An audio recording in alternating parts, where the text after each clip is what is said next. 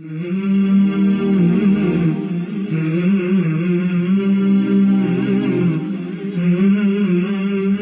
you heard about the saying, it is not about what you know, but who you know? Now imagine your biggest and toughest goal. Imagine the most painful of the past that you have. Imagine the most complicated and painful relationship that you have. Or imagine the amazing relationships and things that you have and you want them to be protected.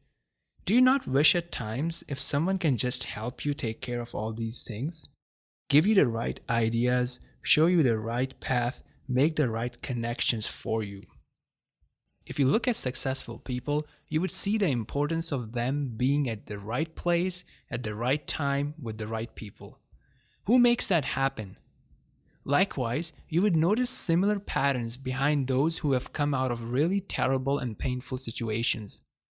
As much as we would like to acknowledge all the pieces that led to the success, it is very important to not neglect the main cause that set up everything in place.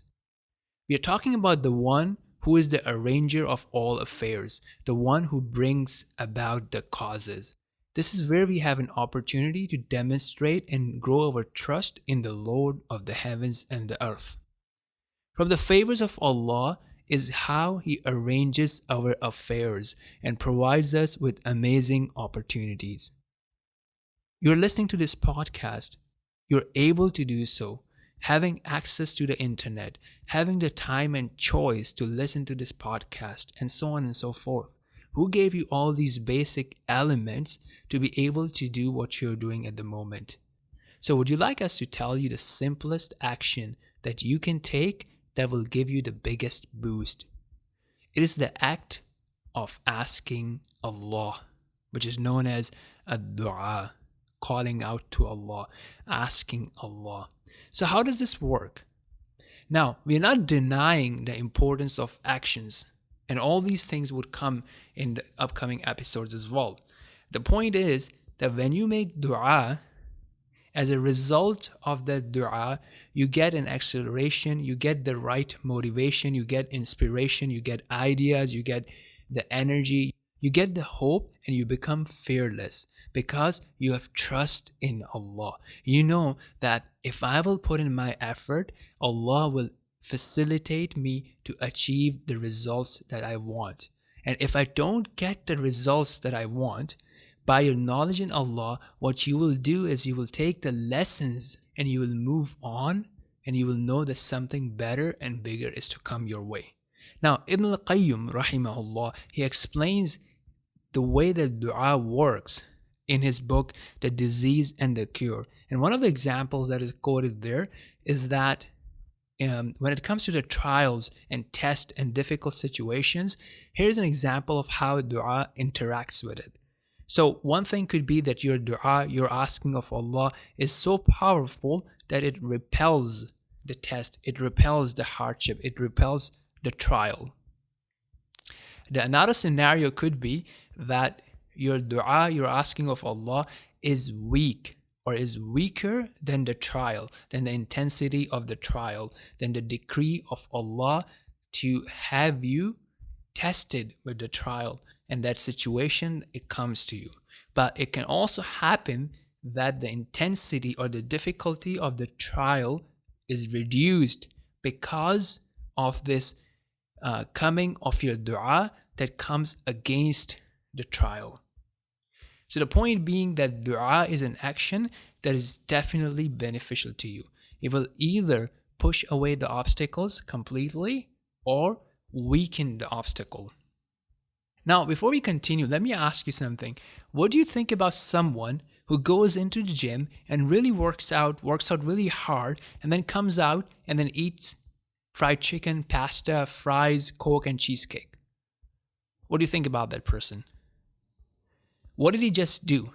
Did he completely nullify the effects of his workout? If he did not do that, then definitely he reduced the effects of his workout. Moreover, with this type of diet, it will reduce or it will affect his energy levels, and he may not be able to work out, or he may not be able to sustain the habit of working out. Now, why am I mentioning this? there are certain things that makes your dua weak. And it is important that as you put in the effort to make dua, to ask Allah for assistance, to ask Allah for facilitation, it is important that we try to avoid all these factors or all these actions that weakens our dua. Now, the Messenger of Allah sallallahu alaihi wasallam told us that Allah, the Almighty, is good and accepts only that which is good. And verily, Allah has commanded the believers to do that which He has commanded the messengers. So Allah the Almighty has said, O you messengers, eat of the good, halal, permissible food and perform righteous deeds. This is in Quran. And Allah the Almighty has said, O you who have believed, eat of lawful things that we have provided you. Then He sallallahu alaihi wasallam mentioned the case of a man who has journeyed far, as in a state of being a traveler, he's dusty. And he spreads out his hands to the sky and he says, O Lord, O Lord. While his food is haram, his drink is haram, his clothing is haram, and he has been nourished with haram. So how can his supplication be answered? So this is an example of someone who is in such a state of weakness and submission and in need, right? But the way that he has nourished himself is all based on things that Allah has prohibited. So this is showing us that how all these actions of disobedience is weakening the dua. Now, in another narration, Allah's Messenger tells us about something else. He says that the supplication of the servant is granted as long as he is not supplicating for a sin or for cutting the ties of relationship, the ties of kinship, or he does not become impatient. It was asked, Allah's Messenger, what does if he does not become impatient mean? He said that he should say like this, I supplicated, but I did not find it being responded. And then he becomes frustrated and abandons supplication. This is amazing, isn't it? Right? So somebody may be making dua to Allah, oh Allah, make this happen, find me a way, solve this problem for me, guide me what steps I should take, what should I do about this situation, really making all the right things, but gives up, right? It's like, you know what, it's not happening. So this is something that will prevent the dua from being accepted because he or she will then stop making dua.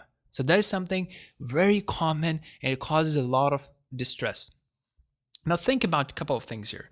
Number one, what is inside? What is truly inside a person who is not making dua? A, he either does not know who Allah is, or he's shy to make dua, in which case he does not know who Allah is, or he thinks that what he wants to achieve or what he wants to repel can be done without the help of Allah. He does not really and truly feel in need of Allah, right? So think about this. If you truly know that, hey, you know what, regardless of the effort that I make, if Allah does not want this to happen for me, it will not happen. If Allah wants me to prevent from something, I will be prevented, right? So in that case, a true smart person, he would not only make the right efforts, but he would also ask Allah to facilitate things for him, okay?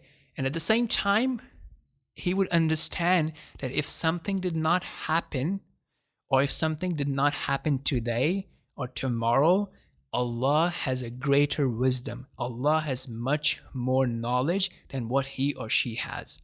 Okay? So let's say if you're asking for something, you know, you want a job, or you want, you know, to get married, or you want your marriage to improve, you want your relationship to improve. Okay? You made dua, you make efforts. It did not happen today, right? And the day ended. So what just happened now? Right? Allah chose something to not happen for you today. If it was in your hands, you would probably make it happen, okay? But it's not, right? You did your best. Allah did not choose it to happen. Now imagine this. Allah knows more than you, okay? He made that choice for it not to happen for you today. So if you really and truly trust in Allah, and you know, okay, it didn't happen today, maybe it will happen tomorrow. So you continue that tomorrow, right? And so on and so forth. Unless it's a scenario that, you know, it's some sort of a business or something that you realize that, hey, you know what, I've learned my lessons, and based on because it did not work out, I need to pivot, I need to change my strategy, I need to do something else. That's the different scenario, right? But in that case, even you will continue making dua and you'll continue getting the blessings and benefiting from the right ideas. So what have we got so far in this series? We talked about identity, we talked about mindset, we talked about believing that things can change for better. We talked about that you have the ability to take actions, you have the ability to work hard. We talked about the amazing things that you've done as a child. Okay, we talked about the importance of having clear goals and reading them and clarifying it to you and making sure they are in front of you.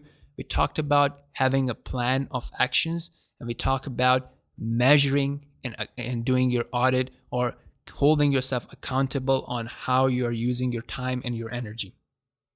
From a spiritual angle, we have talked about accelerating your achievements and using Quran and using dua. Now, we believe that if you start applying these things in a structured way, you will see amazing results in your life. Now, you have to be consistent, you have to be very vigilant, you have to be very aware of what is happening. Okay, and we have gotten some amazing feedback, and we are thankful for everybody who reached out to us. At the same time, as you apply these things in your life and you have your own insights, we'd love to hear about them. If you have any questions about something not working for you, or you're not sure about how to apply certain things in your specific situation, we'd be happy to receive your email and your feedback, and we'll respond to it to the best of our ability.